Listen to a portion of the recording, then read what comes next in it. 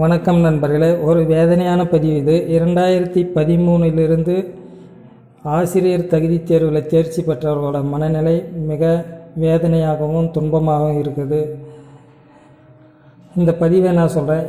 ஏன் அப்படின்னு சொன்னால், 2013 அம்மையார் ஜெயலலிதா இருந்த காலகட்டத்தில் 90 மதிப்பெண்கள் பெற்றால் பணி என்கிற நிலை இருந்து முதல்ல 90 மதிப்பெண்கள் பெற்றவர்களை சான்றிதழ் சரிபார்ப்புக்கு அழைக்கப்பட்டு மிக்க மகிழ்ச்சியோட மிகுந்த ஒரு குதூகலத்தோட சான்றிதழ் சரிபார்ப்புக்கு புறப்பட்டாங்க. புறப்பட்டது அடுத்தது என்ன நிலை ஆச்சுன்னா, தேர்தல் சமயம் வரப்பார்த்து தளர்வு மதிப்பெண்கள் அளிக்கப்பட்டு பல ஆயிரக்கணக்கான பேர் தேர்ச்சி பெற்றுட்டாங்க. அதில் ஒன்றும் தவறு இல்லை. 82 மதிப்பெண் எடுத்தவங்க பணிக்கு செல்லும் வாய்ப்பு கிடைச்சது. 90 100க்கு மேலே எடுத்தவங்க பணி கிடைக்காமலும் போன வாய்ப்பு இருந்தது. ஆக ஆட்டுக்கு மாலை போட்டு கெடா வெட்டுற மாதிரி கூட்டின்னு போய் சான்றிதழ் சரிபார்ப்பு முடித்து அந்த கெடாயே விருந்து வச்ச மாதிரி அந்த நிலை இருந்தது. அந்த ஒரு வேதனையான துன்பம் இன்று வரை தொடர்ந்து கொண்டே இருக்கிறது. இதில் ஒரு மோசமான ஒரு முறை என்ன பின்பற்றினாங்கன்னா, இந்த வெயிட்டேஜ் முறை. அது மிக மிக மிக மிக ஒரு தவறான ஒரு முறையாக இருந்தது. எப்படியோ அந்த வெயிட்டேஜ் முறையை நீக்கிட்டாங்க.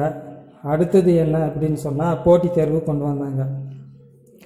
அந்த போட்டித் தேர்வையும் இதுவரைக்கும் செயல்படுத்த பாடு கிடையாது. ஜிஓ பாஸ் பண்ணாங்க. அது என்ன நிலைன்னு தெரில.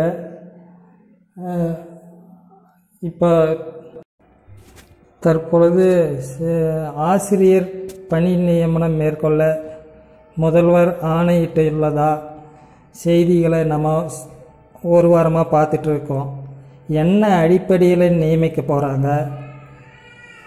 வயது மூப்பு அடிப்படையிலையா, இல்லை தகுதி மூப்பு அடிப்படையிலையா, இல்லை டெட் மதிப்பெண் அடிப்படையிலையா என்பதை பற்றி ஒவ்வொரு நாளும் இந்த தகுதி தேர்வில் தேர்ச்சி பெற்றவங்க மனம் குழம்பிக் கொண்டு தான் குடும்பத்தை எப்படி காப்பாற்றுறது, அடுத்த வேளை உணவு கூட சில பேர் இல்லாத இருக்கிறாங்க. பல முறை கல்வித்துறை அமைச்சரை போய் சந்திச்சோம், முதல்வரை சந்தித்தோம், பல மினிஸ்டருங்களை சந்தித்தோம். தொடர்ந்து மனு கொடுத்துக்கிட்டே வராங்க. எனவே இந்த அரசு உடனடியாக ஆசிரியர் பணியிடங்களை நிரப்ப வேண்டும். பல ஆயிரம் பணியிடங்கள் காலியாக உள்ளது.